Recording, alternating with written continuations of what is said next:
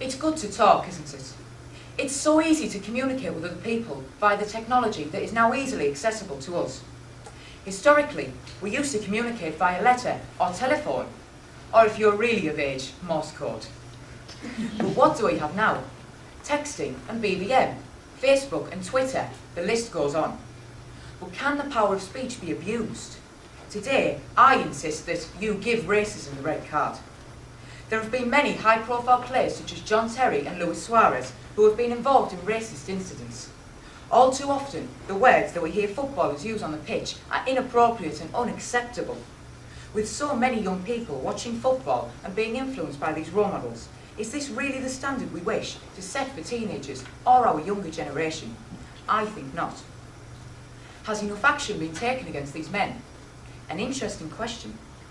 While the FA has acted against racism, one could argue that they have shown no consistency in their punishments.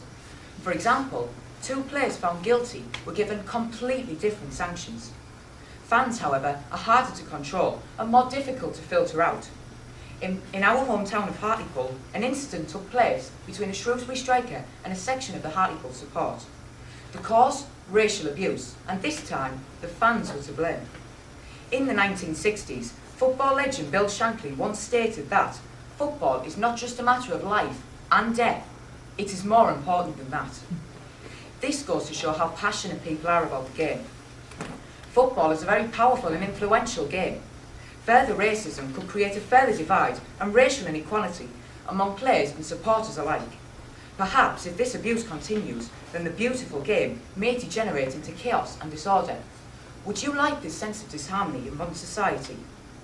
But when these stories come to light via the media, do we think of the major impact that this has on the public in general?